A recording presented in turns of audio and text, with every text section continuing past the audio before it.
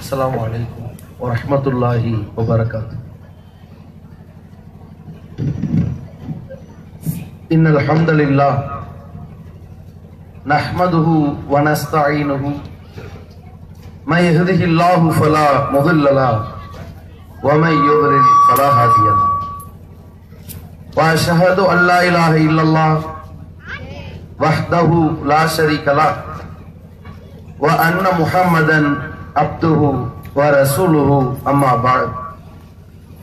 أعوذ بالله من الشيطان الرجيم.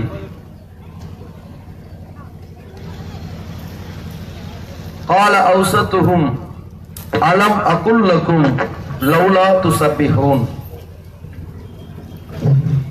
கண்ணியத்திற்குரிய பெரியோர்களே, தாய்மார்களே, சகோதர சகோதரிகளே, வணக்கத்திற்கு தகுதியானவன் அல்லாஹ் ஒருவனை தவிர வேறு யாரும் இல்லை என்கிற ஏகத்துவ கொள்கையையும்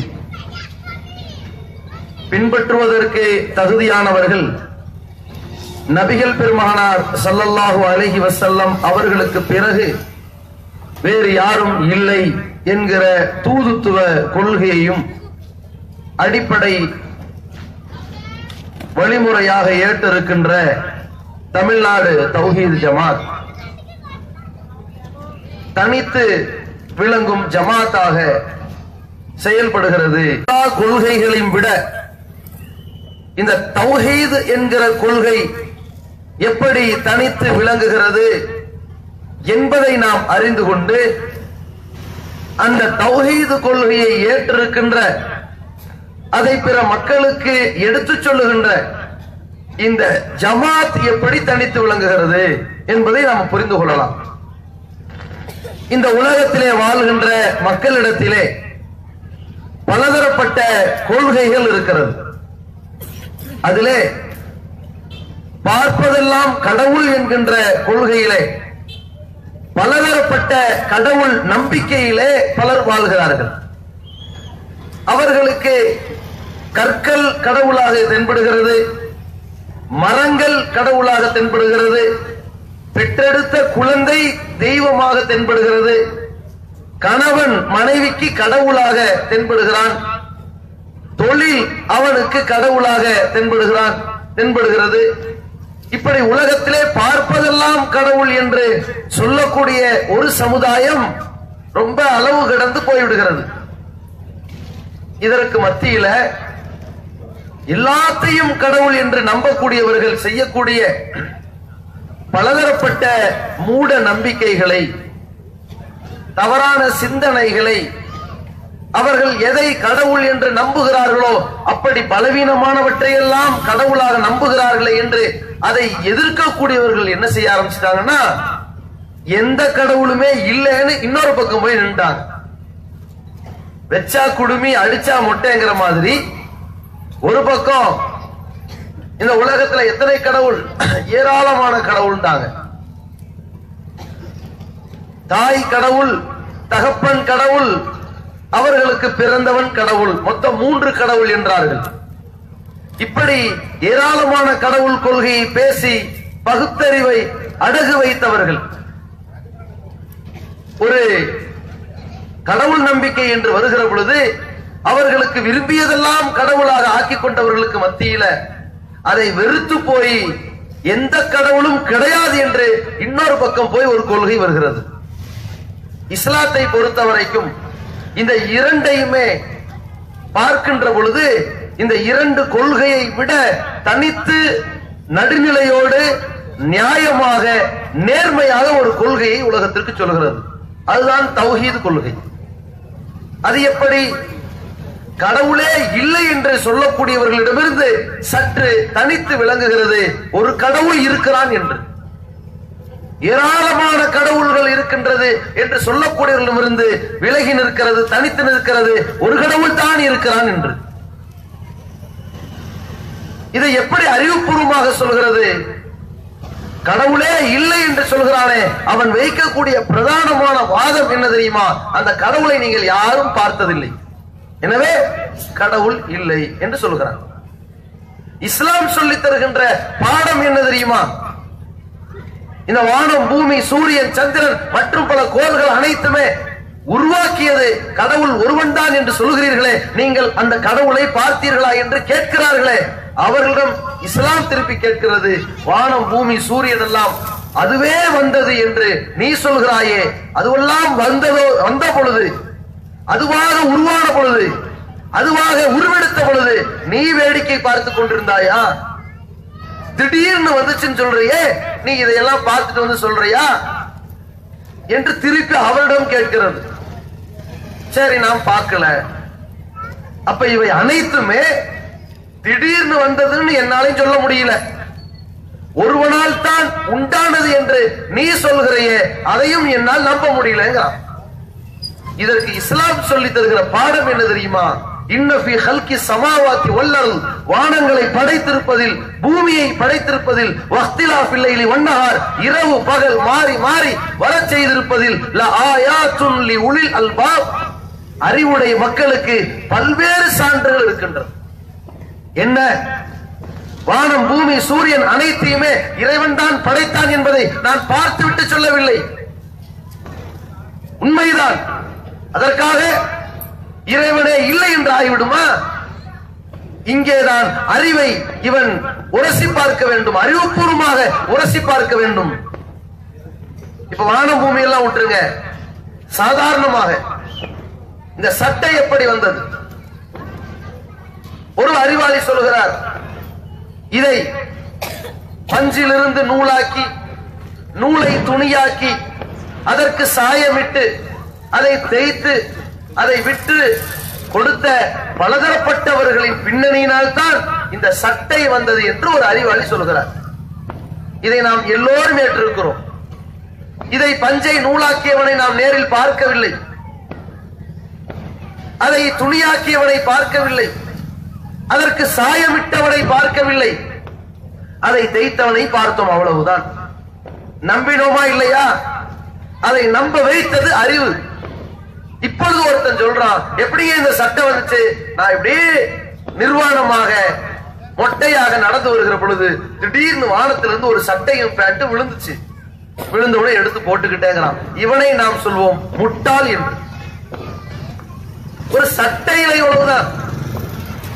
இதே போன்று நீங்கள் பாருங்கள், எப்படி ஒரு பொருளை பார்த்தவுடன் அவன் அதை உருவாக்கியவன் ஒருவன் இருக்கிறான் என்று நம்புவது புத்திசாலித்தனமோ, அதுவாக வந்தது என்று சொல்வது எப்படி முட்டாள்தனமோ, அதே போல்தான் படைத்த இறைவன் இந்த உலகத்தை, வானம், பூமி, சூரியன், சந்திரன் அனைத்தையும் அவன் உருவாக்கியதால் தான் உருவானது என்று சொன்னால் அது புத்திசாலித்தனம் இல்ல. அதுவாவே ஓடி வந்துருச்சுன்னு சொன்னா அது பைத்தியக்காரத்தனம். இஸ்லாம் கடவுள் மறுப்பு கொள்கையிலிருந்து அங்கிருந்து வேறுபடுகிறது. இல்லை, காரணம் இல்லாமல் காரியம் இல்லை, படைத்தவன் இல்லாமல் படைப்பிடம் இல்லை. இந்த இடத்தில் தெளிவுபடுத்தி விட்டது, அங்கிருந்து தனித்து விளங்குகிறது. அடுத்து ஏராளமான கடவுள்கள் அங்கே அறிவுபூர்வமாக பேசுகிறது. ஒரு பள்ளிக்கூடத்திலே முதல்வராக இருப்பவர் 2 பேர் இருந்தால் பள்ளிக்கூடம் உருப்படுவதில்லை. ஒரு வாகனத்திற்கு 2 பக்கம் ஸ்டேரிங் இருந்து 2 டிரைவரும் ஒரே நேரத்தில் இயங்கினால் வாகனம் எந்த இடத்திற்கும் போகாது, சிதைந்து சின்னாபின்னமாயிரும். பெருசா கார் இருக்குதுங்க, இந்த பக்கம் ஒரு டிரைவர், அந்த பக்கம் ஒரு டிரைவர், 2 பேரும் ஸ்டார்ட் பண்றாங்க, வண்டி போகுமா போகாதா? ஒரு வாகனத்திற்கு ஒரு டிரைவர் ஒரே நேரத்தில் ஒருவர் தான் இயக்க முடியும். அதை கண்ட்ரோல் பண்ணக்கூடிய ஒருத்தனாகத்தான் இருக்க முடியும். ஒரு பள்ளிக்கூடத்தின் நிர்வாகி அதை நிர்வகிப்பவன் ஒருவனாகத்தான் இருக்க முடியும். ஒரு மாநிலத்திற்கு முதல்வர் ஒருவராகத்தான் இருக்க முடியும். ஒரு தேசத்திற்கு பிரதமர் ஒருவராகத்தான் இருக்க முடியும். இப்படியெல்லாம் எல்லா இடத்திலுமே ஒருவர் தான் தேவை, ஒருவர் தான் தேவை, முடிவெடுக்கிற இடத்தில் ஒருவர் தான் தேவை என்று எல்லா இடத்திலுமே அறிவுபூர்வமாக பேசக்கூடியவன். பஸ்ல ஏறியாச்சு, 2 கண்டக்டர் இருக்கான், சரியா? நம்மள்ட்ட ஒருத்தவன் டிக்கெட் எடுக்கிறான், எங்க இறங்கணும்? திருப்பூர். அந்த கண்டக்டர் சொல்ல திருப்பூர் நிக்காதுன்னு. இவன் போன உடனே இன்னொரு கண்டக்டர் வரான், எங்க இறங்கணும்? திருப்பூர். காசை கொடு. இப்பதான் நிக்காதுல, அவனாக கிறுக்கு போய, நீ காசை கொடு. கொடுக்கவா வேணாமா? 2 பேரும் ஒரே பஸ்ஸுக்கு கண்டக்டர். வண்டி இயங்குமா இயங்காது? என்ன நடக்கும்? ஏண்டா ஒருத்த வாங்கடா சொல்லுவோமா இல்லையா? ஹோட்டல்ல போய் உட்கார்ந்தாச்சு, ஒரு சர்வர் வராது, என்ன வேணும்? தோசை. தோசை இல்ல. இன்னொரு சர்வர் வராரு, என்ன வேணும்? தோசை இருக்கா? இருக்கு. என்ன தோசை வேணும்னு கேட்கலாம். இப்பதான் அவரு இல்லன்னாரு, நீங்க இருக்குங்கிறீங்க. ரெண்டு பேருக்குள்ள தகராறு. கடை உருப்பிடுமா? அங்கே ரெண்டு பேரும் உருப்படியா ஒரு ஆள் சொல்லு என்று சொல்லுவோமா இல்லையா? உலகத்திலே மனிதன் சந்திக்கிற எல்லா விஷயங்களிலுமே ஒரு நிர்வாகத்தை, ஒரு முடிவை எதிர்பார்க்கிறோம். அதான ஒரு முடிவை எதிர்பார்க்கக்கூடிய இந்த அறிவு சொல்கிறது எல்லா இடத்திலுமே ஒரு முடிவு தேவை என்று. வீட்டுக்காரர் காலையில் போன் பண்றாரு, எத்தனை மணிக்கு வருவீங்க? 5 மணிக்கு வந்துருவேன். அப்புறம் போன் பண்றாரு, எத்தனை மணிக்கு வருவீங்க? 6 மணிக்கு. இல்ல 5 மணிக்கு. நீங்க? இல்ல இல்ல 6 மணிக்கு வருவேன். அப்புறம் போன் பண்றாரு, எப்படி 6 மணிக்கு வந்துருவீங்களா? இல்ல இல்ல 5 மணிக்கே வந்துருவேன். சரி வாங்க. கொஞ்ச நேரம் கழிச்சு போன் பண்றாரு, இல்ல நான் 6 மணிக்கு தான் வருவேன். லூஸ் ஆயா நீ? கேட்போமா இல்லையா? இங்க ஆள் ஒண்ணுதான், கணவர் ஒண்ணுதான், ஆனால் முடிவில் குழப்பம். அப்ப கூட தடுமாற்றம் வருகிறது, கோபம் வருகிறது. ஒருவனாக இருக்க வேண்டும், முடிவும் ஒரு தெளிவாக இருக்க வேண்டும் என்று எதிர்பார்க்கிறோமா இல்லையா? இதே போன்ற அறிவுபூர்வமாக இஸ்லாம் பேசுகிறது. லவ் கான ஃபீஹிமா ஆலிஹத்துன் இல்லல்லாஹ் லஃபஸதத்தா.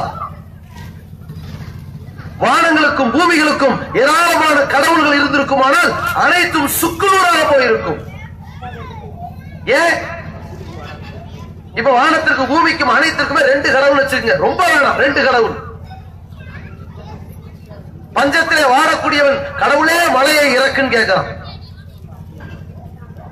அப்ப ஒரு கடவுள் என்ன செய்யறாரு? மழையை கொடுக்கிறாரு. அந்த தண்ணீர் வேகமா வந்துகிட்டே இருக்குது, ஊரெல்லாம் வெள்ளம். பக்கத்து ஊருக்காரனுக்கு அப்பதான் லைட்டா தண்ணி போகுது, வாக்கியா மாதிரி. பெங்களூர்ல இருந்து தாண்டுது, உடனே கையெழுந்த கடவுளே மழை போதும், ஊரெல்லாம் அடிச்சுக்கிட்டு போகுதுன்னு. ஈரோட்டில் கையேந்திரான், கடவுளே மழை நிக்க கூடாது, நல்லா வரணும்னு. இப்ப என்ன செய்யறது? ஒரு கடவுள் மழையை கொடுக்க நினைக்கிறாரு, ஒரு கடவுள் மழையை நிப்பாட்ட நினைக்கிறாரு. 2 பேருமே கடவுள்னு வச்சுக்கோங்க. 2 பேருமே ஸ்ட்ராங்கான ஆளுன்னா, மழை பொழிந்தால் மழையை நிப்பாட்டின கடவுள் வீக்கு, மழை நின்றால் மழை பொழிய வைத்த கடவுள் பலவீனமான ஆள். 2ல ஸ்ட்ராங்கான 2 பேருமே இருந்தா நிலைமை என்ன? மழை வருமா வராதா? சீரழிஞ்சு போயிடும். இந்த அடிப்படையில உலகத்திலே வானம் பூமிக்கு பல கடவுள் இருந்தால் சிதைந்து சின்னாபின்னமாகும். இறைவன் அறிவுபூர்வமாக இந்த உலகத்திற்கு சிந்திக்க தூண்டும் பல வசனங்களை இறக்கி வைத்திருக்கிறார்.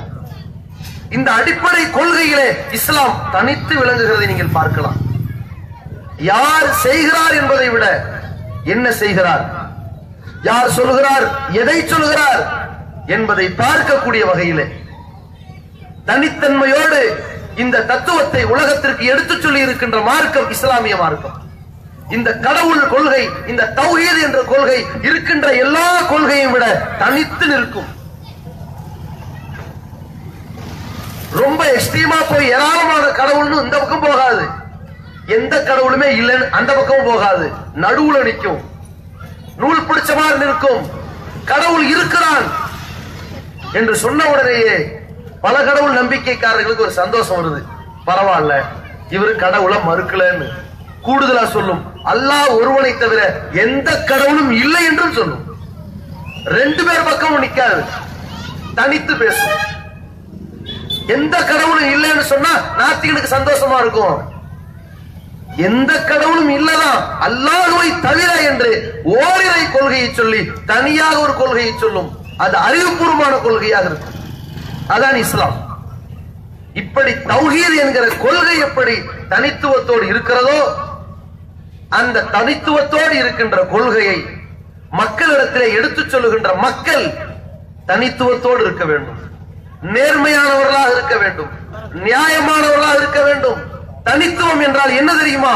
யார் பக்கமும் சாராமல் இருக்க வேண்டும், யார் பக்கமும் சாரக்கூடாது.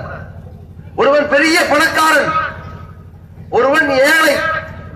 இப்பொழுது இந்த ஏழை அந்த பணக்காரனுக்கு தீங்கிழைத்து விட்டான். அந்த நேரத்தில் நாம் பணக்காரனுக்கு நியாயம் கேட்க வேண்டும். அவனுக்காக, அவன் பணக்காரன் என்பதற்காக அல்ல, அவன் நியாயம் இருந்தது என்பதற்காக. இதே பணக்காரன் அத்துமீறி விட்டான், ஏழை பாதிக்கப்பட்டான், உடனே ஏழைக்கு நியாயம் கேட்க வேண்டும். ஏன்? அவன் ஏழை என்பதற்காக மட்டுமல்ல, நியாயம் அவன் பக்கம் இருக்குது என்பதற்காக. என்னங்க போன மாசம் இவனுக்காக பேசுனீங்க, இந்த மாசம் அவனுக்காக பேசுனீங்க. போன மாசம் அவன் பக்கம் நியாயம் இருந்தது, இந்த பிரச்சனையில் இவன் பக்கம் நியாயம் இருக்கிறது.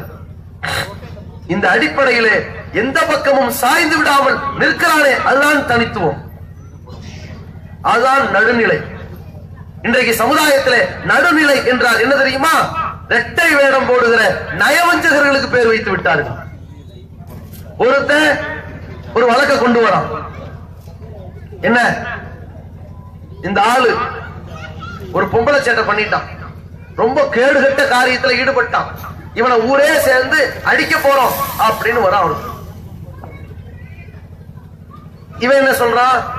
சரிப்பா, நீ சொல்றது கரெக்ட் தான், அவன் ரொம்ப மோசமானவன் தான், அவன் நிறைய சேட்டை பண்ணியிருக்கான், அதெல்லாம் தெரியுது நமக்கு அப்படிங்கிறான். உடனே அந்த ஆள் வரான், அதான் நான் ஒரு தப்பு பண்ணலீங்க, நான் பெரிய உத்தம புருஷங்க அப்படிங்கிறான்.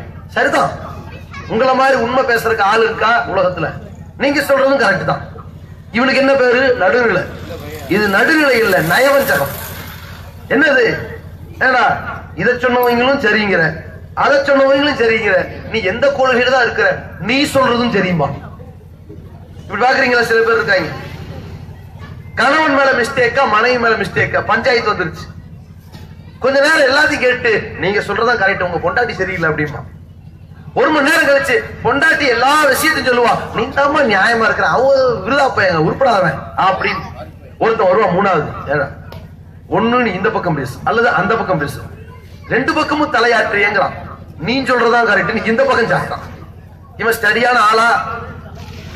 இவன் உறுதியான ஆளா? இவன் எதுலையுமே மனநலத்துல உறுதியற்ற ஆள். இந்த தனித்துவத்தை, இந்த நடுநிலை இஸ்லாம் சொல்லவில்லை. நேர்மையான, நியாயமான, நீதியான, யாரோடும் சாராமல் தனித்திருக்கின்ற அந்த தனித்துவத்தை இஸ்லாம் சொல்கிறது. எப்படி ஏகத்துவ கொள்கையிலே தனித்துவத்தோடு உலகத்திற்கு பறைசாற்றியதோ, அதன் அடிப்படையிலே இருக்கின்ற எல்லா செயல்பாடுகளும் தனித்துவமாக இஸ்லாமிய மார்க்கத்தில் இருக்கும். உதாரணத்திற்கு சொல்ல வேண்டும் என்று சொன்னால், நபிகள் பெருமகனார் ஸல்லல்லாஹு அலைஹி வஸல்லம் அவர்கள், அந்த நபிகளாரை பின்பற்றிய சஹாபாக்கள், அந்த முஸ்லிம்கள், இந்த தௌஹீது கொள்கையிலே தன்னை இணைத்துக் கொண்டவர்கள், இந்த தௌஹீது கொள்கைக்காக தன்னை அர்ப்பணித்துக் கொண்டவர்கள், அந்த தூதரும் அந்த தோழர்களும் எவ்வளவு நேர்மையானவர்களாக, எவ்வளவு நடுநிலையோடு தனித்து விளங்கினார்கள் என்று நீங்கள் பாருங்கள். ஒரு சம்பவத்தை சொல்வார்கள் வரலாற்றில். நபிகள் நாயகம் ஸல்லல்லாஹு அலைஹி வஸல்லம் அவர்கள் மக்கமா நகரத்திலே தன்னுடைய 40வது வயதிலே தூதராகிறார். அதிலிருந்து கிட்டத்தட்ட 13 வருடங்கள் மக்காவிலிருந்து மதீனாவிற்கு ஹிஜ்ரத் செய்வதற்கு வரைக்கும் மக்காவிலே காபத்துல்லா என்கிற அந்த இறை இல்லத்தை நோக்கி தொழுகிறார் ரசூலுல்லாஹ். தொழுதாங்களா இல்லையா? அப்ப ரசூலுல்லாஹ்வுக்கு கிப்லா எது? முன்னோக்க வேண்டிய அந்த பள்ளி எது? காபத்துல்லா. தொழுதாங்க. தொழுத ரசூலுல்லாஹ் அங்கிருந்து மதீனாவுக்கு வராங்க. மதீனாவுக்கு வந்த பிறகும் ரசூலுல்லாஹ் என்ன செய்திருக்க வேண்டும்? காபாவை நோக்கி தொழுகணும். நாம ஈரோட்ல இருந்தாலும் சரி, கோயம்புத்தூர்ல இருந்தாலும் சரி, திருப்பூர்ல இருந்தாலும் சரி, சென்னையில இருந்தாலும் சரி, எந்த ஊருக்கு போனாலும் சரி, கிப்லாவை நோக்கி தொழுவோம். இறைவனை வணங்குவதற்காக கட்டப்பட்ட முதல் பள்ளிவாசல். உலகமெல்லாம் அந்த பள்ளியை நோக்கி தொழுகிறது. ஒரு யூனிஃபார்ம் அப்படியே இருக்கணும். எந்த நாட்டுக்கு போனாலும் அந்த பள்ளியை நோக்கி தொழுகிறோம் இல்லையா? நபிகள் நாயகம் ஸல்லல்லாஹு அலைஹி வஸல்லம் அவர்கள் மக்கால இருக்கிற வரைக்கும் காபாவை நோக்கி தொழுகிறாங்க. மக்காவுல இருந்து மதீனாவுக்கு வந்துட்டாங்க. வந்தவன் என்ன பண்ணாங்க தெரியுமா? பாலஸ்தீனத்தில் இருக்கின்ற அக்ஸா பள்ளி வாசலை நோக்கி தொழுகிறாங்க. இந்த காபத்துல்லா இருக்கிறதே, இதை ஆதம் நபி கட்டினார். அல்லாஹ்வை வணங்குவதற்காக முதலே கட்டப்பட்டது. இதற்கு பிறகு பாலஸ்தீனத்தில் இருக்கின்ற இந்த பள்ளியும் கட்டப்பட்டது இல்லையா? ரெண்டுமே இறை இல்லம் தானே. நபிகள் நாயகம் ஸல்லல்லாஹு அலைஹி வஸல்லம் அவர்கள் மதீனாவிற்கு வந்த பிறகு அக்ஸாவை நோக்கி தொழுது கொண்டிருக்கிறார்கள்.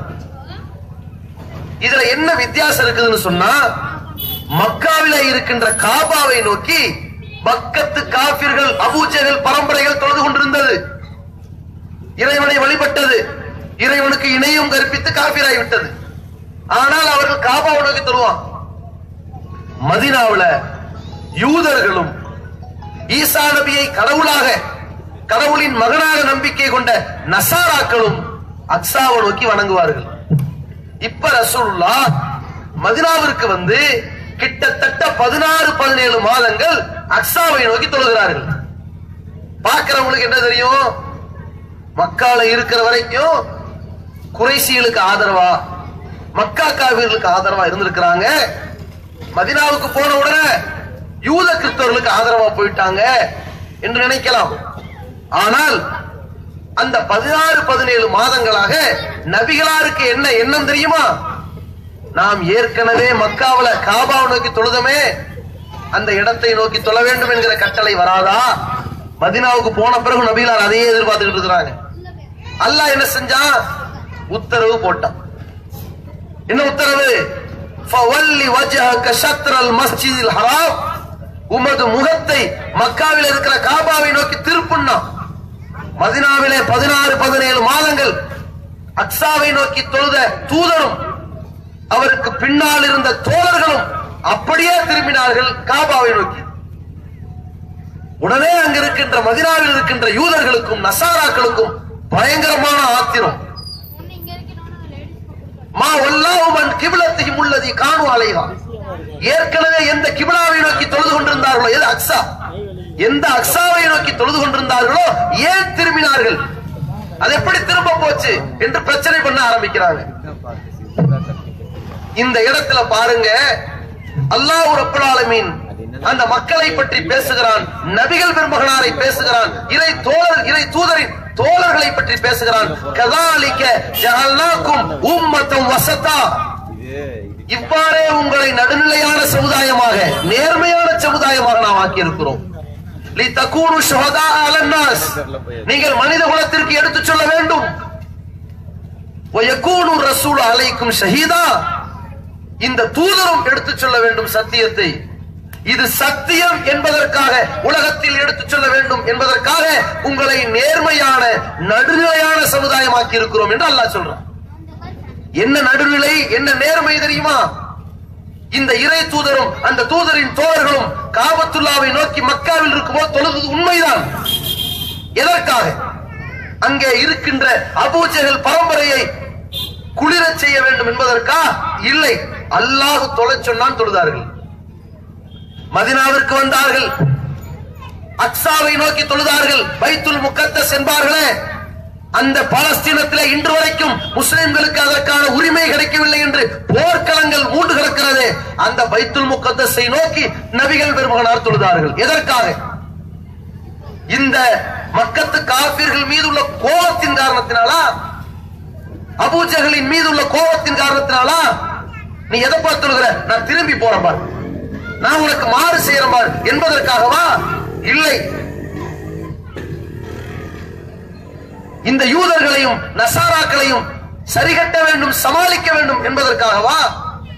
அவருடைய மனசு கோணி கூறிவிடக் கூடாது என்பதற்காகவா? அதுவும் இல்லை. நபிகளார் அக்ஸாவை நோக்கி தொழுது யூத நசாராக்களின் திருப்திக்கு அல்ல, காபாவை நோக்கி தொழுது மக்கா காபிர்களின் திருப்திக்கு அல்ல. அல்லாஹ் சொன்னான், செய்தார்கள். அதே நேரத்தில் மதீனா நகரத்தில் 16-17 மாதங்கள் அக்ஸாவை நோக்கி தொழுதிருந்த தூதர் திடீரென்று அல்லாஹ்விடம் இருந்து உத்தரவு வருகிறது, நீ பழையபடி காபத்துல்லாவை நோக்கி தொழு. அப்படியே திரும்பி விட்டார்கள், கிப்லாவை மாற்றி விட்டார்கள். கிப்லாவை மாற்றிய உடனேயே சஹாபாக்களும் திரும்பிக் கொண்டார்கள். எதற்காக? 16-17 மாதங்கள் கழித்து அந்த யூத நசாராக்கள் மீது உள்ள கோபத்தின் காரணமாகவா? இல்ல. அந்த மக்கா காபிர்கள் மீது புதிய ஏதாவது அனுதாபத்தை தேடியா? அதுவும் இல்லை. ஃபர்ஸ்ட் எங்களை காபத்துல்லாவை நோக்கி தொழச் செய்தவன் அல்லாஹ், தொழுதோம். மதீனாவிற்கு வந்தோம், இங்கே எங்களை அக்ஸாவை நோக்கி தொழச் சொன்னவன் அல்லாஹ், தொழுதோம். மீண்டும் பழையபடி அந்த காபாவை நோக்கி தொழச் சொல்லி தொழு என்றான், மீண்டும் திரும்புகிறோம். அவ்வளவுதான். படைத்தவனின் திருப்தி எங்களுக்கு முக்கியமே தவிர இதில் யாருக்கும் சாதக பாதகத்தை நாங்கள் பார்க்க மாட்டோம். நாங்க தனியாத்தான் நிற்போம். என்று நபிகள் பெருமகனார் காட்டினார்களே, அதுதான் நேர்மை, அதுதான் நடுநிலைங்கிற அல்லாஹ். எது நடுநிலை? நீ யாருக்கும் சாதகமாக இல்லை, படைத்தவன் சொன்னான் என்று நீ செயல்பட்டு இருக்கிறாய். சஹாபாக்கள் யாருக்கும் சாதகமாக போகவில்லை, படைத்தவனின் திருப்திக்காக நீங்கள் செயல்பட்டு இருக்கிறீர்கள். அப்படித்தான் அந்த சஹாபாக்கள் இந்த ஏகத்துவ கொள்கையை மக்களிடத்திலே தனித்துவத்தோடு சொன்னார்கள். அப்படித்தான் அந்த தூதரும் அந்த ஏகத்துவ கொள்கையை தனித்துவத்தோடு சொன்னார்கள். சிலர் விரும்புகிறார்கள், சிலர் வெறுக்கிறார்கள். சிலர் விரும்புகிறார்கள் என்பதற்காக அவர்களுக்கு ஆதரவாக, சிலர் வெறுக்கிறார்கள் என்பதற்காக அவர்களுக்கு எதிராக சொல்வது மார்க்கம் அல்ல. அல்லாஹ் ஒன்றை உத்தரவிடுகிறான், உலகமே சேர்ந்து வெறுத்தாலும் நான் சொல்லத்தான் செய்வேன். அதான் தனித்தன்மை. அல்லாஹ் ஒன்றை விரும்புகிறான், உலகமே அதை ஆதரிக்கிறது. நான் உலகமே ஆதரிப்பதால செய்யல, அல்லாஹ் விரும்புறாங்கிறதுக்காண்டி செஞ்சேன். அல்லாஹ் ஒன்றை வெறுக்கிறான், உலகமே அதை செய்கிறது, நான் எதிர்ப்பேன். ஏன்? அல்லாஹ்வுக்கு பிடிக்காது. அதனால அல்லாஹ் ஒன்றை வெறுக்கிறான், உலகமே வெறுக்கிறது, நானும் வெறுக்கிறேன். எதற்காக? எல்லாரும் எதிர்க்கிறாங்க, நான் எதிர்க்கிறேன் என்பதற்கல்ல, படைத்தவன் எதிர்க்க சொன்னான் என்பதற்காக. வரதட்சணை என்று எடுத்துக்கொள்ளுங்கள். வரதட்சணை என்கின்ற அந்த கொடிய செயலை எனக்கு பிடிக்காதவன் வாங்குகிறான். என் குடும்பத்தில் உள்ளவனுக்கெல்லாம் அவன் பிடிக்காது, எல்லோரும் சேர்ந்து அவனை எதிர்க்கிறார்கள், கல்யாணத்தை புறக்கணிக்கிறார்கள். எனவே நான் புறக்கணித்தேன் என்றால் இது அந்த தீமையை எதிர்ப்பதற்காக அல்ல, அவனை எதிர்ப்பதற்காக. ஆனால் என்னுடைய சகோதரன் வரதட்சணை வாங்குகிறான், அவன் வரதட்சணை வாங்கியது தவறு என்று எனக்கு தெரிகிறது. இந்த நேரத்தில் நான் அவனை ஆதரிக்கிறேன் என்றால் அது நியாயம் அல்ல. என்னுடைய எதிரி நபி வழிப்படி திருமணம் செய்கிற பொழுது கூட அதை நான் குறை பேசக்கூடாது. என்னுடைய நண்பன் தோழன் நபி வழிக்கு முரணாக திருமணம் செய்தால் அதை நான் ஆதரிக்க கூடாது. இதுதான் தனித்தன்மை. ஏழைக்கு ஒரு நீதி, பணக்காரனுக்கு ஒரு நீதி என்ற ஏற்றத்தாழ்வு இருந்தால் அது தனித்தன்மை அல்ல. யார் தவறு செய்தாலும் இந்த சட்டம் வளைந்து கொடுக்காது, அனைவருக்கும் ஒரே சட்டம் என்கிற நிலைப்பாடுதான் தனித்தன்மை. இதிலே இந்த இஸ்லாமிய மார்க்கத்திலே இந்த தனித்தன்மை அல்லாஹ் வலியுறுத்துகிறான். உலகத்தை பார்க்காதே, பெரும்பான்மையை பார்க்காதே, ஏராளமான மக்கள் சொல்லிவிட்டார்கள் என்பதற்காக நீ வளைந்து போகாதே. இன் துத்தில் அக்ஸரமன் ஃபில் அர்த், மெஜாரிட்டியாக இதை ஆதரிக்கிறார்கள், மெஜாரிட்டியாக இதை எதிர்க்கிறார்கள் என்று பின்பற்றி போனால் யுதில்லூகான் சபீலிஹி, சத்திய மார்க்கத்திலிருந்து உம்மை திசை திருப்பி விடுவார்கள். பெரும்பான்மையை பார்க்காத, சரியா தப்பா அதை மட்டும் பாரு. நடக்கிறது சரியா தப்பா, நாம் செய்யற காரியம் இறை திருப்தியா பெற்று தருமா தராதா அதை மட்டும் பாரு. பெரும்பான்மையாக அனைவரும் ஆதரிக்கிறார்கள் அல்லது பெரும்பான்மையாக அனைவரும் எதிர்க்கிறார்கள் என்று பார்க்காதே, நியாயமாக நேர்மையாக இரு என்று அல்லாஹ் சொல்லித் தருகிறார். எந்த அளவிற்கு அந்த நேர்மையையும் நியாயத்தையும் எதிரிக்கு சொல்லுகிற பொழுது ஆணிவேராக, அக்குவேராக, ஆணித்தரமாக சொல்வான். அது பெருசு கிடையாது. உதாரணத்திற்கு எனக்கு ஒருத்தரை பிடிக்கல, இப்ப பாருங்க, சில நேரத்துல வரதட்சணை ஒரு வன்கொடுமைன்னு 1 மணி நேரம் பயான் பேசுவோம். பொம்பளை பிள்ளைய பெற்றிருப்பாங்கல்ல, ஏழையாவும் இருப்பாங்கல்ல, அவங்களுக்கு டானிக் மாதிரி இருக்கும். பா என்ன பயான், வரதட்சணை வாங்குகிற பிச்சைக்காரர்களை செருப்புல அடிச்ச மாதிரி பயான் அப்படிமா. யாரு ஏழையா இருக்கான், பொம்பளை பிள்ளைய கரை சேர்க்க முடியாம இருக்கான், அப்ப வரதட்சணை எதிர்த்து பேசுறது பிடிக்குது. அதே நேரத்தில் தன்னுடைய பெண் குழந்தைகள் நல்ல வசதி வாய்ப்பா இருக்கிறாங்க, இவனும் பெரிய பணக்காரனா இருக்கிறான், அப்ப வரதட்சணையை கண்டிச்சு பேசும் பொழுது சொல்லுவான், என் மகளுக்கு நான் போடாம யார் போடுவா, இவங்க பாட்டுக்கு வரதட்சணை கொடுக்க கூடாதுன்னு சொல்லிட்டு போயிருவாங்க, கொடுக்காம போல என் கௌரவம் என்ன ஆகுறது என்று அவனே பேசுவான். இதை இப்படி பாருங்க, 4 ஆம்பளை பிள்ளைய பெற்றிருக்கிறவன் அவன்கிட்ட வரதட்சணை பத்தி பேசினான்னு வைங்க, பேச வந்துட்டாங்களா பெருசா, வரதட்சணை கூடாது, அவங்க ஒழுக்கமா, இவன் ஒழுக்கமா, அவன் ஒழுக்கமா, எனவே நானும் ஒழுக்கம் இல்லாம தான் போவேன் இப்படிமா. வரதட்சணை வாங்குவேன். ஏன்? நான் எனக்கு இருக்கனா இழிச்ச வாயனா அப்படிமா. அப்ப பாத்தீங்களா, இது நேர்மை அல்ல, இது தனித்தன்மை அல்ல, இது நியாயம் அல்ல. எந்த ஒரு நேரத்திலும் நாம் மிகச்சரியான இறை திருப்தியை எதிர்பார்த்து பயணித்தால், நன்மையிலே நீடித்தால், தீமையை விட்டு விலகி இருந்தால் தான் அது தனித்துவம், தனித்தன்மை. அல்லாஹ் ரப்பல் ஆலமீன் ஒரு சம்பவத்தை சொல்லி காட்டுகிறார். சனிக்கிழமை வரம்பு மீறியவர்களை பற்றி சொல்கிறான். ஒரு சமுதாயத்திற்கு கட்டளையிட்டான், சனிக்கிழமை மீன் பிடிக்க போகாத. இது கட்டளை. இன்னைக்கு அரசாங்கம் போடுறோம், சில 3 மாசம் மீன் பிடிப்ப தடை, ரால் பிடிக்க தடை, இப்படிலாம் போடுறானா இல்லையா? படைத்த இறைவன் சனிக்கிழமை மீன் பிடிக்க போகாதே தடை போடுறான். அங்கே 3 சமுதாயம் பிரிகிறது. ஒரு சாரார் மீன் பிடிக்க போகிற பாவிகள், இன்னொரு சாரார் மீன் பிடிப்பது கூடாது, அது தவறு என்று ஒதுங்கி கொண்டவர்கள். இன்னொரு சாரார் மீன் பிடிக்கிறது சனிக்கிழமை கூடாது, அதே நேரத்தில் அந்த பாவத்தை செய்யறவனை விடவும் கூடாது. ஏன்டா சனிக்கிழமை போய் மீன் பிடிக்க போற, ஏன் அழிஞ்சு நாசமா போற என்று அவனை காப்பாத்திடணும் என்று அந்த நன்மையை ஏவி தீமையை தடுக்கின்ற சாரார் 3 வகையில் இருக்கிறாங்க. அல்லாஹ் ரப்பல் ஆலமீன் இதிலே யாரை அழித்து யாரை காப்பாற்றினான்? சனிக்கிழமை மீன் பிடித்தவர்களை அல்லாஹ் அழித்தான், குரங்குகளாக பன்றிகளாக உருமாற்றினான். உண்மைதான். அவர்களை மட்டும் தானா? சனிக்கிழமை மீன் பிடிப்பது தவறு என்று தெரிந்தும் நமக்கேண்டா வேண்டாத வம்புன்னு ஒதுங்கிட்டானே, அவனையும் அல்லாஹ் அழித்தான். ஏன்? அவன் தான் மீன் பிடிக்கலையே அப்படின்னு நம்ம நினைக்கலாம்.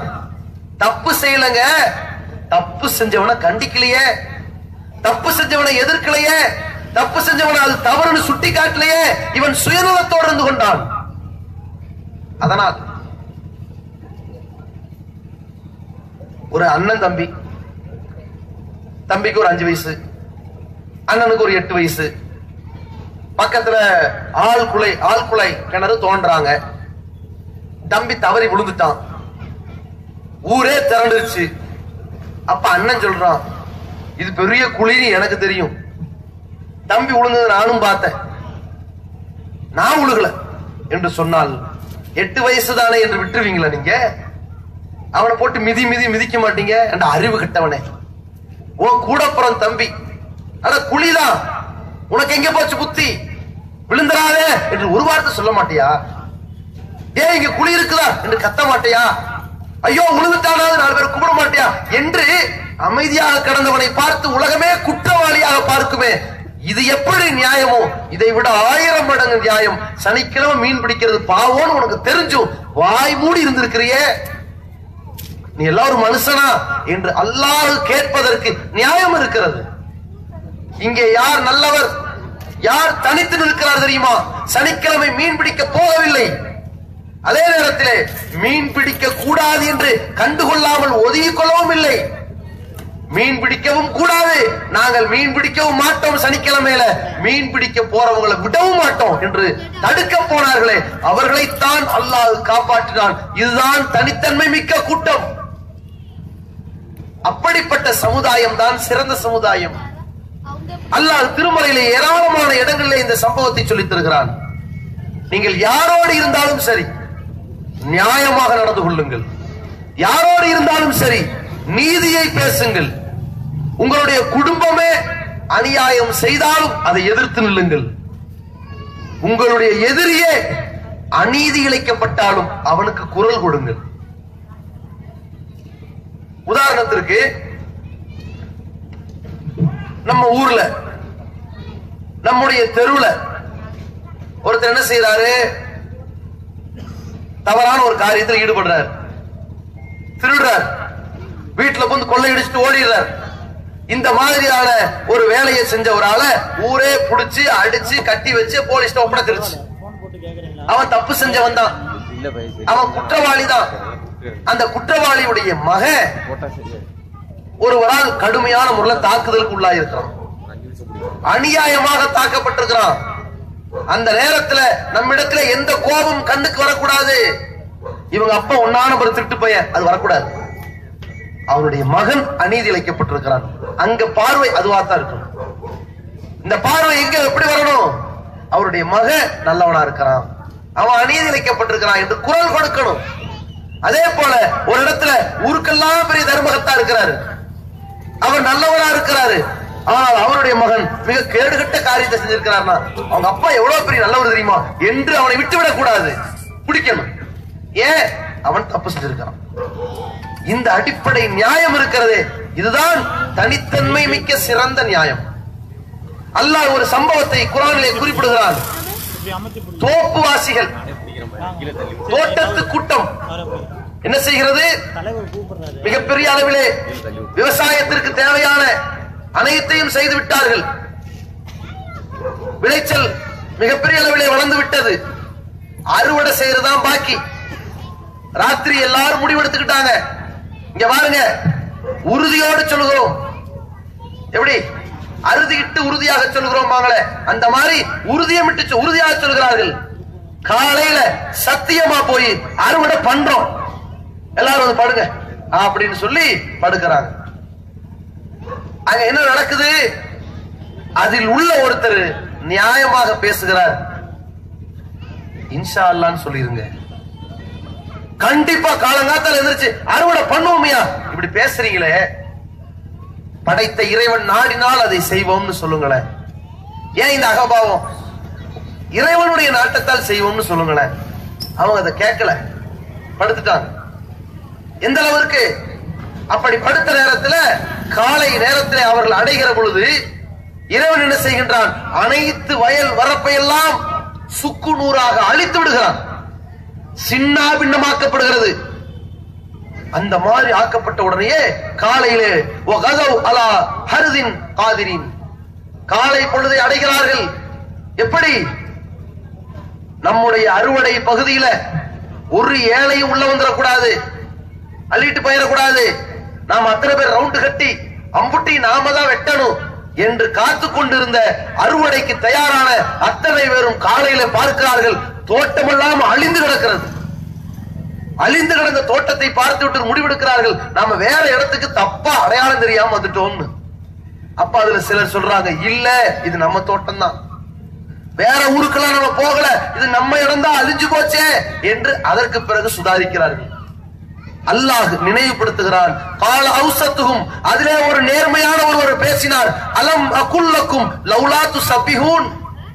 பாத்தீங்களா, அல்லாஹ்வுடைய நாட்டத்தால் செய்வோம்னு நீங்கள் இறைவனை துதிச்சிருக்க கூடாதா? நான் உங்கள்ட்ட ஃபர்ஸ்டே சொன்னா இல்லையா, ஏன் இப்படி பண்ணீங்க என்று அவர் மீண்டும் ஞாபகப்படுத்துகிறார். உடனே அவர்கள் என்ன செய்கிறார்கள் தெரியுமா? இறைவா, நாங்கள் அநியாயம் செய்து விட்டோம் இறைவா, நாங்கள் திருந்திக் கொள்கிறோம் இறைவா என்று சொல்லி அவர்கள் சுதாரித்துக் கொண்டார்கள். இந்த சம்பவத்தை அல்லாஹ் உலகத்திற்கு எதற்காக சொல்கிறான் தெரியுமா? நீங்கள் இந்த உலகத்திலே சத்தியம் எது அசத்தியம் எது என்று குழப்பத்தில் இருக்கவில்லை. சத்தியம் எது என்று சொல்வதற்கு தூதர் வந்தார், நேர்மையோடு பேசினார், நல்லவர்கள் அவரை பின்பற்றி உங்களுக்கு சொன்னார்கள். நீங்கள் கண்டும் காணாமல் போனீங்க, தோப்பு வாசிகள் மாதிரிதான் மறுமையில ஏமாந்து போய் நிற்பீர்கள். கதாலிக்கல் அதாப், மறுமையின் வேதனை அப்படித்தான் உங்களுக்கு கிடைக்கும். தோப்புவாசிகள் உலகத்தில்ங்கிறனால சுதாரித்துக் கொண்டு மனம் வருந்தினார்கள். நீங்க மறுமையில போய் ஏமாற போறீங்களா? இங்கேயே திருந்திக் கொள்ளுங்கள். இதற்கு ஒரு எடுத்துக்காட்டாக அந்த சம்பவத்தை அல்லாஹ் சொன்னான். ஆனால் அதில் ஒரு அடிப்படையான விஷயத்தை கவனித்தீர்களா? அதிலே ஒரு நேர்மையானவர் பேசுகிறார், அவர் கூட்டத்தை சார்ந்தவர் தான் இருக்கிறார். அவர் சொல்லுகிறார், நம்மிடத்திலே படைபலம் இருந்தாலும் கூட, அனைவராலும் விடிய காத்தாலை போய் அறுவடை செய்ய முடியும் என்றாலும் கூட, அவர் அங்கே சுட்டி காட்டுகிறார், அல்லாஹ் நாடினால் செய்வோம்னு சொல்லுங்களேன் என்று சொல்றாரு. பாருங்க, இதுதான் நேர்மையான வார்த்தை, இதுதான் தனித்தன்மை மிக்க வார்த்தை. இப்படிப்பட்ட தனித்தன்மையைத்தான் அல்லாஹ் நேசிக்கிறார். நீங்கள் உலகத்துல யார் செய்கிறார்கள் என்று பார்க்காதீர்கள், படைத்தவன் விரும்புவானா என்று பாருங்கள். இன்றைக்கு ஏகத்துவ கொள்கை ஏற்றிருக்கிறோம். இந்த ஏகத்துவ கொள்கை ஏற்று வருகிற நேரத்தில் இணை வைப்பு கொள்கை கூடாது என்கிறோம். அல்லாஹ்வுக்கு நிகராக கல்லோ மட்டையோ மரமோ எதுவும் ஆற்றல் பெற்றது அல்ல என்று சொல்கிறோம். இதை சொன்ன மாத்திரத்திலே பிற சமுதாயத்தை சார்ந்தவர்கள் நம்மை நோக்கி ஒரு கேள்வி எழுப்புகிறார்கள். சிலை வழிபாடை நீங்கள் ஏற்றுக்கொள்வதில்லை, சிலுவை வழிபாடை ஏற்றுக்கொள்வதில்லை, ஆனால் சமாதி வழிபாடை நீங்கள் ஏற்றுக்கொள்ளலாமா என்று கேட்கிறார்கள். அந்த நேரத்தில் நீங்க உண்மையான ஆளா இருந்தா, நியாயமான ஆளா இருந்தா, தனித்தன்மை மிக்க ஆளா இருந்தா என்ன சொல்லணும்? படைத்தவன் மட்டும்தான் உதவி தேட வேண்டும். படைப்பினங்கள் அவன் மகானா இருந்தாலும் சரி கேட்கக்கூடாது, அது சிலை வடிவத்தில் இருந்தாலும் கேட்கக்கூடாது, அதே சிலை போன்று படுக்க வைத்து சமாதி வடிவத்தில் இருந்தாலும் கேட்கக்கூடாது என்று சொன்னால் நீங்கள் தனித்தன்மையில் இருக்கிறீர்கள். பரவாயில்லையே, அவங்க சமுதாயம் தப்பு பண்ணாலும் சொல்கிறார்களே, அதான் தனித்தன்மை. எங்க சமுதாயம் செய்யுது, ஆமா செய்யுது, நீங்க சிலை மாதிரி கேட்டாதான் தப்பு. அதையே நீங்க அவர் மகான அடக்கம் பண்ணி சமாதியாக்கி கேட்டீங்கன்னா அது பிரச்சனை கிடையாது.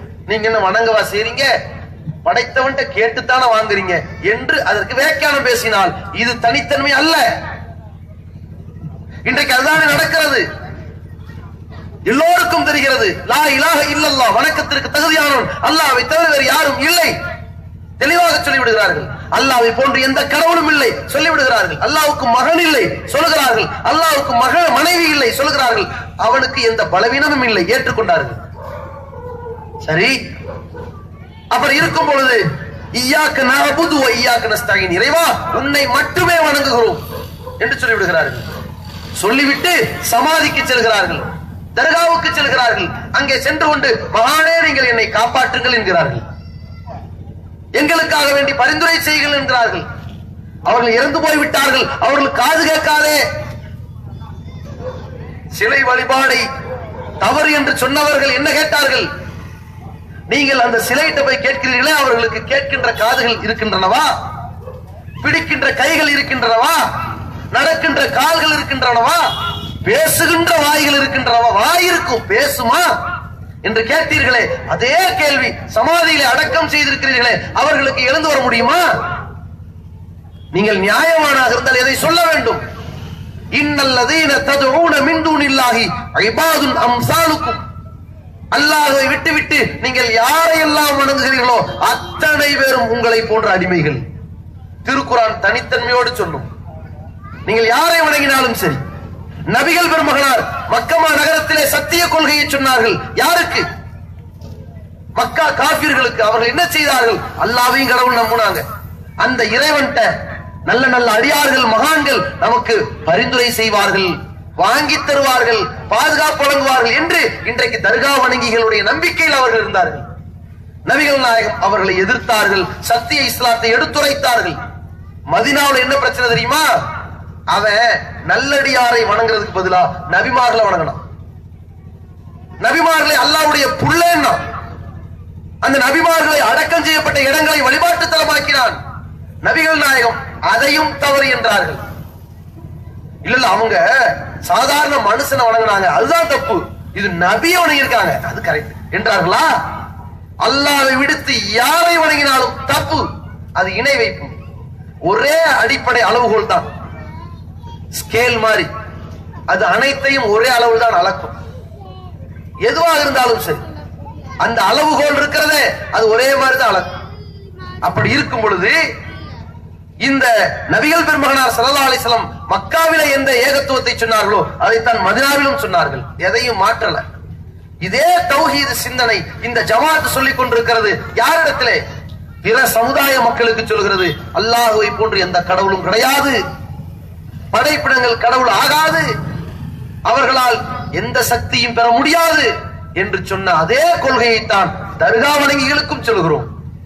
இன்னஹு யுஷ்ரிகு பில்லாஹி ஃபக்கத் ஹர்ரமல்லாஹு அலைஹில் ஜன்னah, அல்லாஹ்வுக்கு இணை வைத்தவர்களுக்கு அல்லாஹ் சொர்க்கத்தை ஹராமாக்கி விட்டான். அந்த பாவத்தை செய்து வருகிறார்கள். அல்லாஹ்வுக்கு இணையாக இறந்து போன அடக்கம் செய்யப்பட்டவர்களை எப்படி நம்புகிறார்கள்?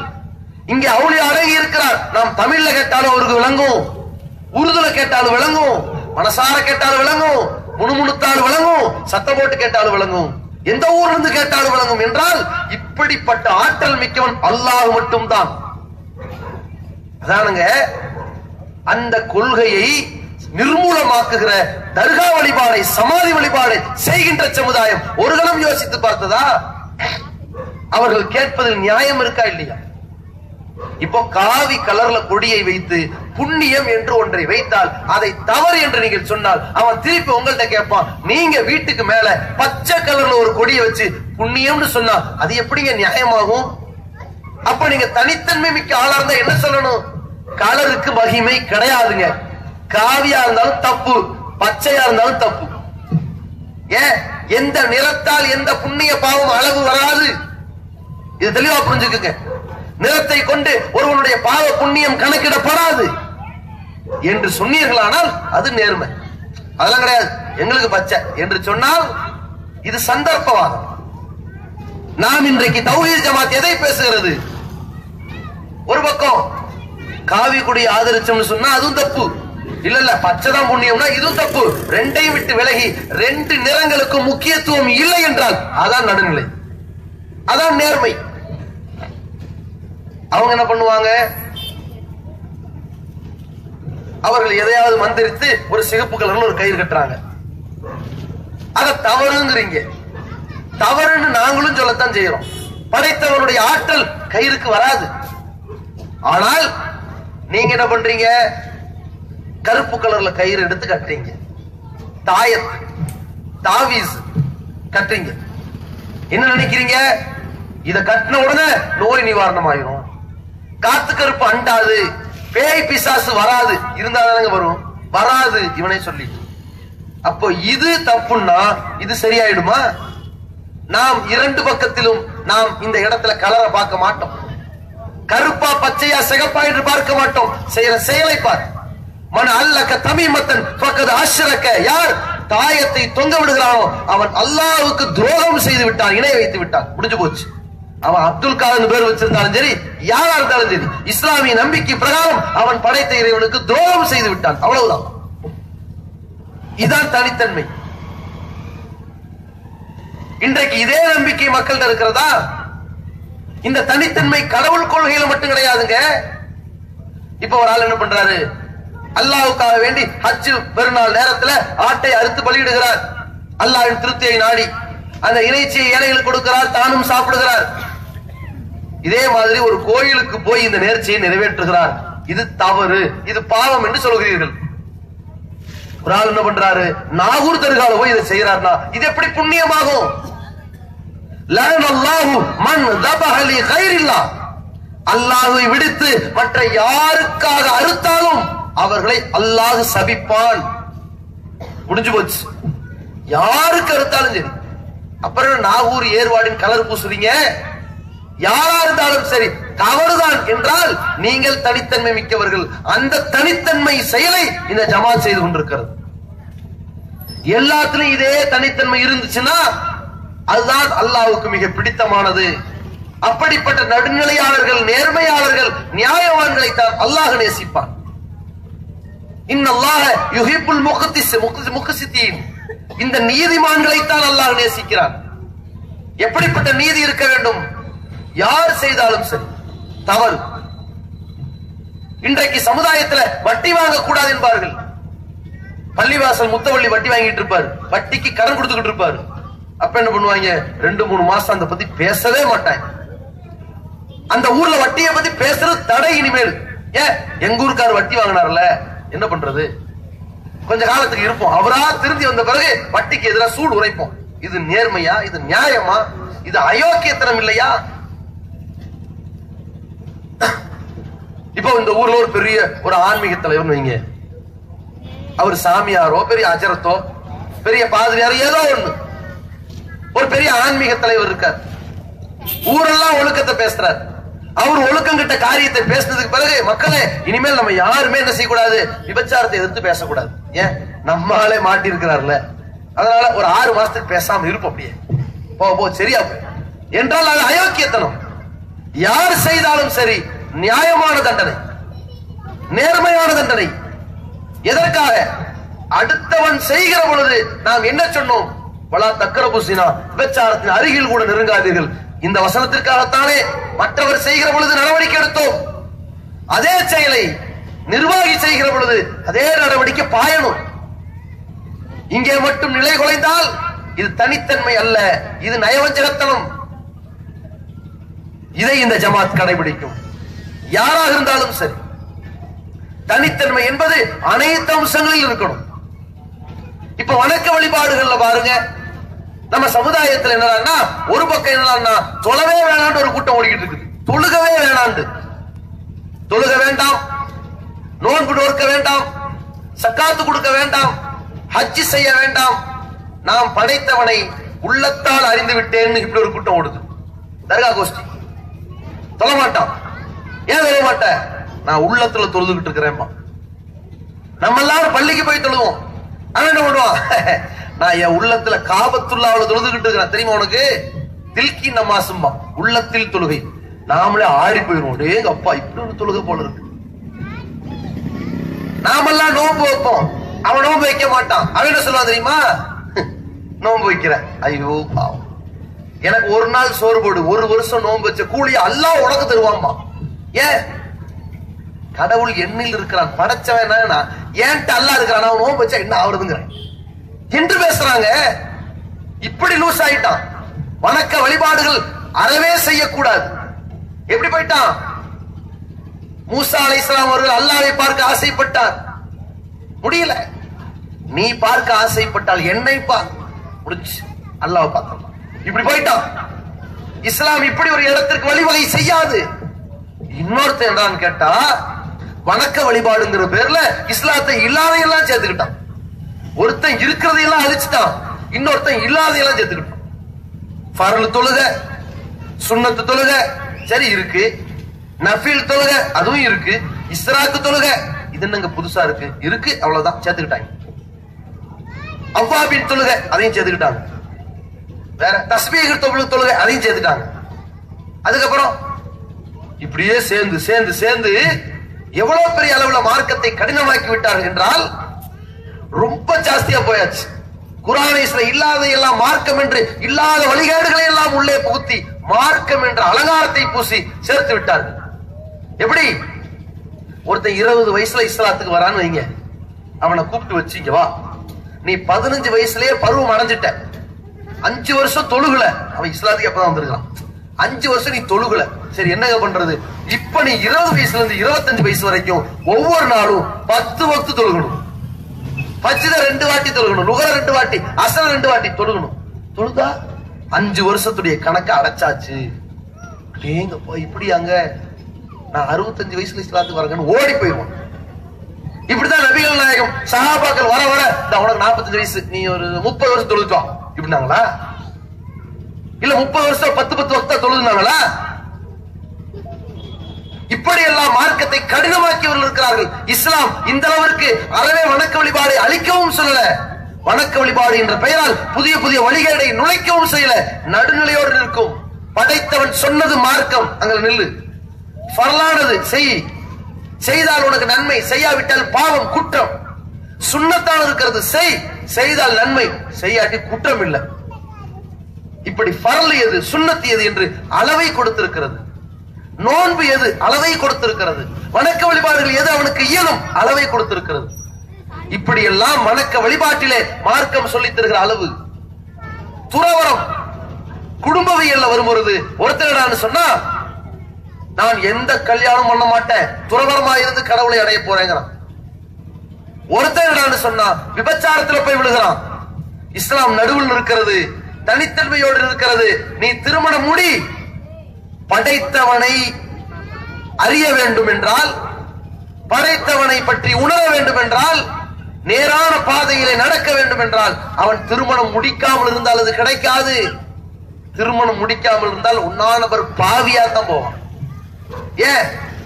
நான் எல்லாத்தையும் துறந்தவன், நான் அப்பழுக்கற்றவன் ஒதுங்கினவன் தான் எல்லா வகையான பஞ்சாயத்துக்கும் ஆளாகி நாட்டை விட்டே ஓடி போயிட்டான் நித்யானந்தா.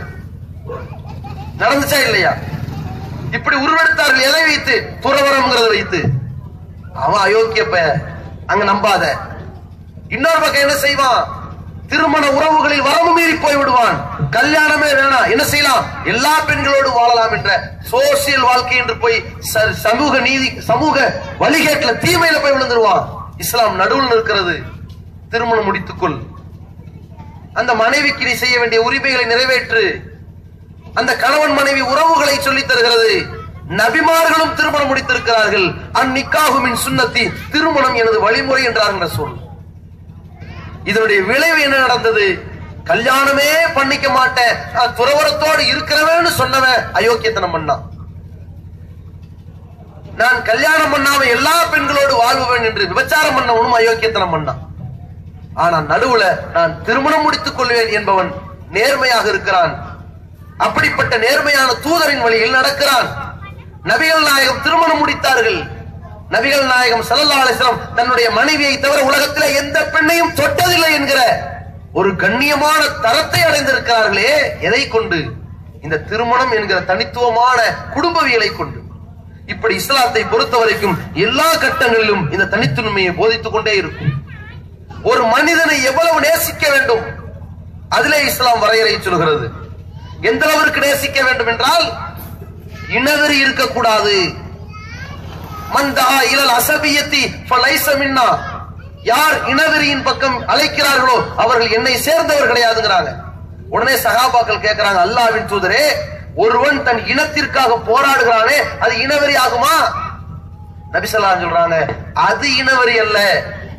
உன் இனத்திற்காக போராடுகிறாய், உன் இனம் பாதிக்கப்பட்டது என்பதற்காக போராடுகிறாய், அது இனவெறி அல்ல. உன் இனத்தவர்கள் தவறு செய்தாலும் நீ அவர்களுக்காக வக்காலத்து வாங்கி போராடினாயானால் இனவெறிதான் அது. ரசூலுல்லாஹ் சொன்னாங்களே, இங்கே என்ன தனித்தன்மை? உன் சொந்தக்காரனா இருக்கலாம், உன் மொழிக்காரனா இருக்கலாம், உன் தெருக்காரனா இருக்கலாம், உன் ஊர்க்காரனா இருக்கலாம், உன்னுடைய நிறத்தில் இருக்கலாம், உன்னுடைய குடும்பத்திலே இருக்கலாம், உன் மகனா கூட இருக்கலாம், உன் தகப்பனா கூட இருக்கலாம். அவனுக்காக நீ கஷ்டப்படலாம், உழைக்கலாம், போராடலாம். ஆனால் அவன் தவறு செய்தான் என்று தெரிந்தால் அவனுக்காக வக்காலத்து வாங்கினால் அது தவறு என்கிறது. அதான் தனித்தன்மை. அதே நேரத்தில் மார்க்கம் இந்த தனித்தன்மையை எந்த அளவிற்கு போதிக்கிறது என்றால்,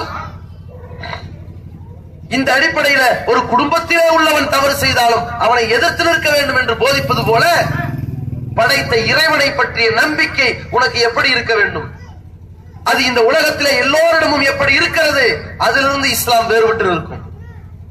எப்படி பல கடவுள் சிந்தனை உண்டானுச்சு தெரியுமா? மனிதர்களை பார்த்தார்கள், நம்மை விட சற்று வணக்க வழிபாடுகளில் ஆர்வமாக இருப்பவர்களை பார்க்கிறார்கள், நம்மை விட சற்று மார்க்கத்தை கரைத்து குடித்தவர்களை பார்க்கிறார்கள், நம்மை விட சற்று மார்க்கத்தை தெள்ள தெளிவாக எடுத்துரைப்பவர்களை பார்த்தார்கள், நம்மை விட சற்று மார்க்கத்தை ஆழமாக சிந்தித்து எழுதுபவர்களை பார்த்தார்கள். பார்த்துவிட்டு இந்த மக்கள் எதுவரை நிற்க வேண்டும் தெரியுமா? அவர் ஒரு அறிஞர், அவர் ஒரு மனிதர் என்று நிற்க வேண்டும். எப்படி போய்விட்டார்கள்? அவர் ஒரு அறிஞர், அவர் தவறே செய்ய மாட்டார் என்று போய் விழுந்து விட்டார்.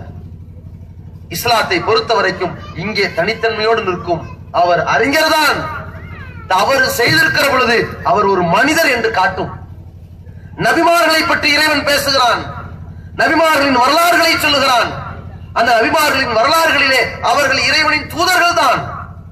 நம்ம எல்லோரையும் விட அல்லாஹ்வை அஞ்சியவர்கள் தான். நம் எல்லோரையும் விட அவர்கள் அல்லாஹ்வை அறிந்தவர்கள் தான்.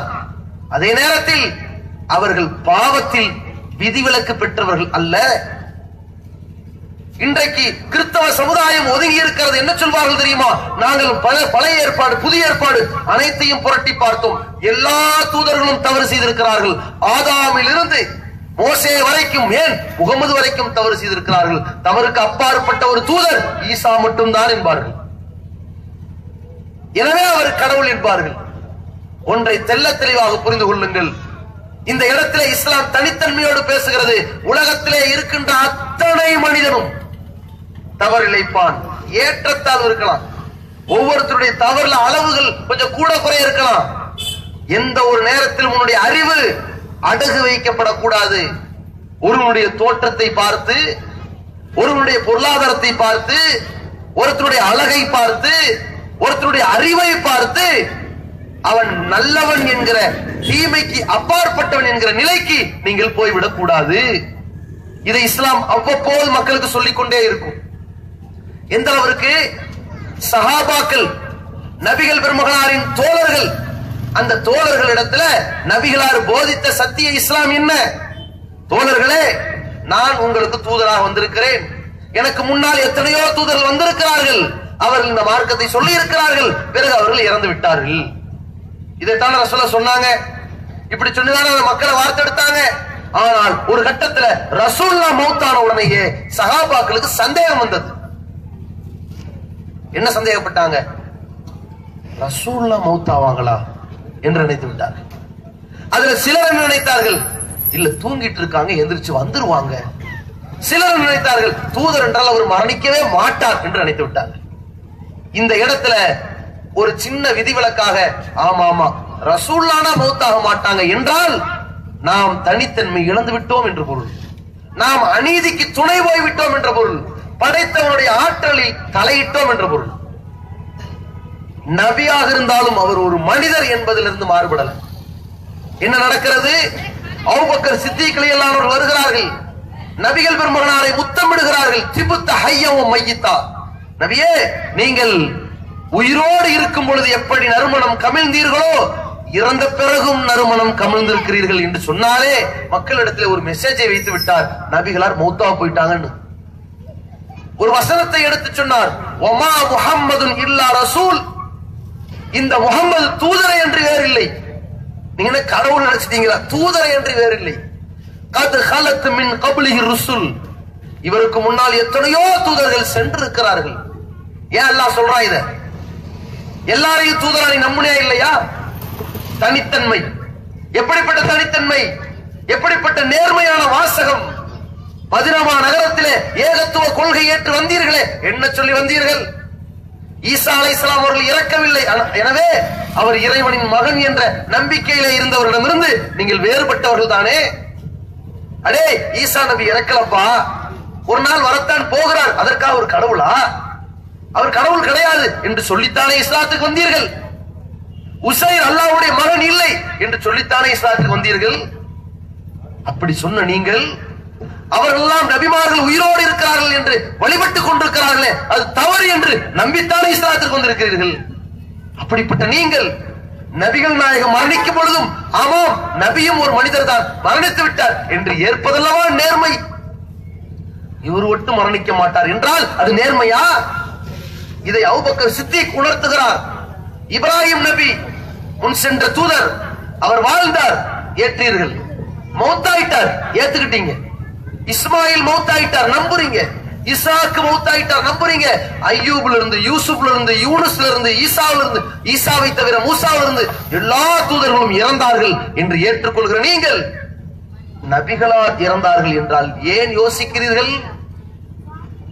அல்லாஹ்வுடைய தூதர் நபிகள் நாயகம் இறந்து விட்டார்கள் என்பதை திட்டவட்டமாக அபூபக்கர் சொன்னாரே, அதுதான் தனித்தன்மை மிக்க வார்த்தை. இந்த நேரத்தில் யூத நசாராக்களை திருப்திப்படுத்த சொல்லல அபூபக்கர், அல்லாஹ் சொன்னதுனால சொன்னார். தெளிவாக புரிந்து கொள்ளுங்கள். இந்த நேரத்தில் முஸ்லிம்கள் மீது உள்ள கோபத்தில் சொல்லல, அல்லாஹ் சொன்னதுனால சொன்னார். இதுதான் உண்மை மார்க்கம். யாராக இருந்தாலும் சரி, நம்முடைய பார்வை எப்படி இருக்க வேண்டும் தெரியுமா? ஒருவர் நல்லது செய்கிறார், அவர் நல்லவராக இருப்பார், நம்பிட்டு போங்க, நல்ல வைங்க, தப்பில்லை.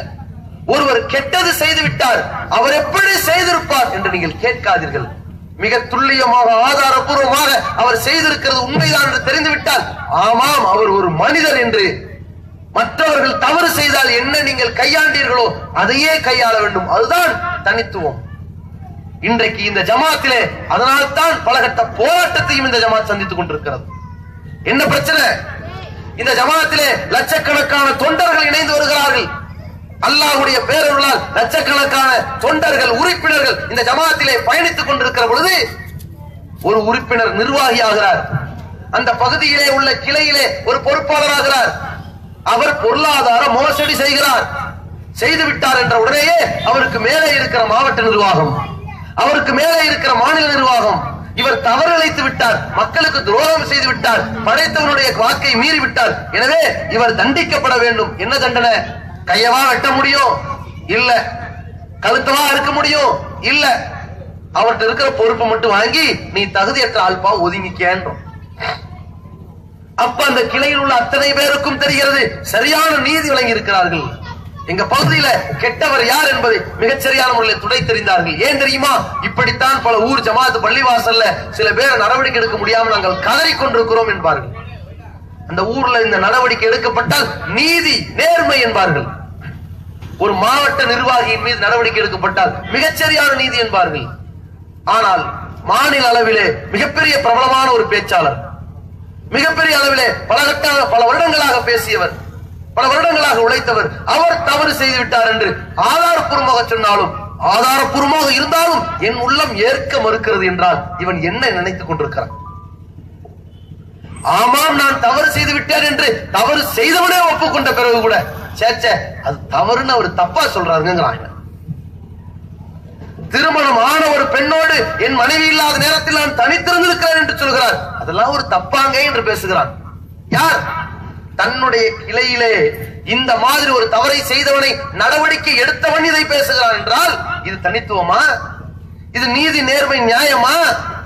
இது ஒழுக்கமான வார்த்தை தானா? யோசித்து பாருங்கள். கோபம் பல மடங்கு வரணுமா இல்லையா? ஆனா மார்க்கத்தை பத்தி ஒண்ணுமே தெரியாது ஒரு கிளை நிர்வாகி தப்பு பண்ணிட்டாங்க, அதுக்கே கொதிக்கிறோம் என்றால் பெரிய இடத்துல தப்பு பண்ணா மிகப்பெரிய அளவுல ஆத்திரப்பட வேண்டியவன் என்னுடைய உள்ளம் ஏற்க மறுக்குது இப்படிங்கிற ஒருத்தன். இன்னொருத்தன் அப்பெல்லாம் செஞ்சாருங்க, தப்பு செய்யலன்னு சொல்றேன் நான் கிறுக்கனா இப்படிங்க ஆதரிச்சிட்டு இருக்கிறாங்க. இது மாதிரி தவறு இழைத்தவர்களோடு இருக்கிறான், இது மாதிரி தவறு இழைத்தவர்களோடு கூட்டம் சேர்ந்து நிக்கிறான், தெரியாமல இருக்கிறான். ஏங்க அவர் தப்பு செஞ்சாருங்க, அவன குழந்தையா, தப்பு செய்யலன்னு நான் நம்புறதுக்கு நான் எனக்கு இருக்கனா இழிச்சு வாயினா, அந்த எல்லாம் தப்பு செஞ்ச ஆள் தாங்க எனக்கு எப்போ தெரியுங்கன்றான். அப்ப என்ன ஆதரிக்கிற? இவ்வளவு காலம் உழைச்சார் இல்லைங்க, நீ போவா. இதான் அநியாயம், இதான் அக்கிரமம். இந்த இடத்துல இந்த ஜமாத்தை பொறுத்த வரைக்கும் யார் வேணாலும் இருந்துக்குங்கப்பா, பிரச்சனை இல்லை என்றால் இதற்கு பெயர் ஜமாத் அல்ல, அரசியல் கட்சிக்கான சாக்கடை இயக்கம். மறுமையினுடைய வெற்றிக்கு உரிமையாளன், அந்த வெற்றியை தரக்கூடிய உத்தரவாதத்திற்கு உரிமையாளன் அல்லாஹ். அவன் திருப்திக்காக ஜமாத்தை நடத்துகிற பொழுது என்ன வரும்? யாரா இருந்தாலும் சட்டம் ஒன்றுதான், சமமானதுதான் என்று நிறைவேற்ற வரும். அப்படி வரும் பொழுது சங்கடங்கள் வரத்தான் செய்யும். ஆனால் தனித்தன்மை விஷயத்திலே நாம் விட்டுக் கொடுக்க கூடாது. ஏன் இந்த மார்க்கத்திற்கு எதிராக போய்விட்டார் என்று என் தந்தையை புறக்கணித்தேன், இந்த மார்க்கத்திற்கு மாற்றமாக திருமணம் முடிக்கிறார் என்று என் சகோதரனை புறக்கணிக்கிறேன், இந்த மார்க்கத்திற்கு மாற்றமாக திருமணம் முடிக்கிறார் என்று என் மகனை புறக்கணிக்கிறேன். பல ஆண்டுகள் பேச்சுவார்த்தை இருக்க மாட்டேங்குது, வீட்டுல யாரும் என்ன மதிக்க மாட்டேங்கிறான், ஒவ்வொரு நாளையும் தௌஹீத்வாதி என்ன குழப்பவாதிங்கிறான், இழிவுபடுத்துறான், ஓரங்கட்டான். யாருக்காக பகைத்தோம்? அல்லாஹ்வுக்காக. அல்லாஹ்வுக்காக என் தகப்பனை பகைத்திருக்கிறேன், அல்லாஹ்வுக்காக என் தாயை பகைத்திருக்கிறேன், அல்லாஹ்வுக்காக ஒட்டுமொத்த குடும்பத்தை பகைச்சிருக்கிறேன், அல்லாஹ்வுக்காக முகல்லாவே பகைச்சிருக்கிறேன். ஒரு தலைவனுக்காக வேண்டி அல்லாஹ்வுடைய திருப்தியை தூக்கி எறிவனானே? யோசித்து பாருங்கள். இந்த நேர்மையானவர்களை பற்றி அல்லாஹ் சொல்கிறான். அவர்கள் ஏன் இப்படி இவ்வளவு உறுதியாக இருக்கிறார்கள் தெரியுமா? யார் தப்பு செய்தாலும் சரி நியாயத்தை பேசுபவர்கள், யாரிடத்திலே நியாயம் இருந்தாலும் அதற்காக குரல் கொடுப்பவர்கள். ஏன் தெரியுமா? இவர்களுடைய உள்ளத்திலே அல்லாஹ் ஜிப்ரீல் அலைஹிஸ்ஸலாம் அவர்கள் மூலமாக உறுதிப்படுத்தி இருக்கிறான். லா தஜிது கௌமன் யுமினூன பில்லாஹி வல் யௌமில் ஆகிர். அல்லாஹ்வையும் இறுதி நாளையும் நம்புகிற கூட்டம் இருக்கிறதே, யுஆத்தூன மன் ஹாத்தல்லாஹு வ ரசூலஹு. அல்லாஹ்வுடைய மார்க்கத்திற்கு மாற்றமாக, அவன் தூதருக்கு மாற்றமாக செயல்படக்கூடியவர்களை நேசிக்க மாட்டார்கள். வலவுகானு ஆபாவும், அது அவர்களை பெற்றெடுத்த தகப்பனாக இருந்தாலும் சரி. அல்லாஹ்வுடைய மார்க்கத்துக்கு மாற்றமா செய்திருக்கிறாயா, இனிமேல் உறவு கிடையாது, நேசம் கிடையாது, பிரிவுதான், பாசம் இல்லை, பகைதான். வலவுகானு ஆபாவும் அப்னாவும், பெற்றெடுத்த பிள்ளை தப்பு செய்தாலும், அவ் இஹ்வானஹும் தன் சகோதரர்கள் தவறு இழைத்திருந்தாலும், அவ் அஷீரத்தஹும் தன் குடும்பத்தார் செய்திருந்தாலும். ஏன் இப்படி புறக்கணிப்பார்கள் தெரியுமா? அல்லாஹ்வின் திருப்தியை நாடி தூதருடைய அந்த கட்டுப்படுதலை உணர்ந்து செயல்படுகிற இந்த கூட்டம் யார் தப்பு செய்தாலும் அதை ஒதுக்கி புறக்கணித்து தனித்தன்மையோடு நிற்கிறார்களே. அடே, உன் தகப்பனை விட்டு ஒதுங்கிட்டா உனக்கு இனிமேல் சோறு போடுறது யாரு? கவலை இல்லை. உனக்கு பொருளாதாரத்தை கொடுக்கிறது யாரு? கவலை இல்லை. உனக்கு நல்லதொரு வேலை வாய்ப்பை கொடுக்கிறது யாரு? கவலை இல்லை. இனிமேல் மேற்படிப்புக்கு என்ன பண்ண போற? கவலை இல்லை. அல்லாஹ் இருக்கிறான் என்று நம்பி வருகிறானே, எப்படி முடிகிறது? வயசான காலத்துல உன் புள்ள தப்பு பண்ணிட்டான், நீ வீட்டை விட்டு வெளியே வந்தா உன்னை அரவணைக்க போவது யார்? அல்லாஹ் பார்த்துக்குவான். வெளியே வரானே. உன் மனைவியை புறக்கணித்தால் குடும்பம் உருப்படாதே, பரவாயில்ல வெளியே வரானே. எதனால்? உலாயிக கத்தப ஃபீ குலூபிஹிமுல் ஈமான். அவர்களின் உள்ளங்களிலே அல்லாஹ் ரப்பல் ஆலமீன் இறை நம்பிக்கை எழுதிவிட்டான். உலாயிக கதப ஃபீ குலூபிஹிமுல் ஈமான வ அய்யதஹு பிரூஹின் மின்ஹு. அவர்களின் உள்ளங்களிலே அல்லாஹ் இறை நம்பிக்கை எழுதிவிட்டு ஜிப்ரீல் அலைஹிஸ்ஸலாம் அவர்கள் மூலமாக அதை உறுதிப்படுத்தி வைத்து விட்டார். இவன் ஸ்ட்ராங்கா தான் இருப்பான். அறிந்து கொள்ளுங்கள், உலாயிக ஹிஸ்புல்லாஹ், இவர்கள் தான் அல்லாஹ்வுடைய படை. அலா இன்ன ஹிஸ்பல்லாஹி ஹுமுல் முஃப்லிஹூன், அல்லாஹ்வுடைய இந்த படைதான் வெல்லும் என்று அல்லாஹ் சொல்றான். இந்த திருவசனத்திற்காகத்தான் இந்த ஜமாத்தை ஏற்றிருக்கிறவர்கள், இந்த ஜமாத்தில் பயணிப்பவர்கள் ஆரம்ப காலகட்டத்திலே தன் பயணத்தை துவக்கினார்கள். 30 ஆண்டுகள், 20 ஆண்டுகள், 10 ஆண்டுகள் எதற்காக இல்லை? இதிலிருந்து பயணித்துக் கொண்டு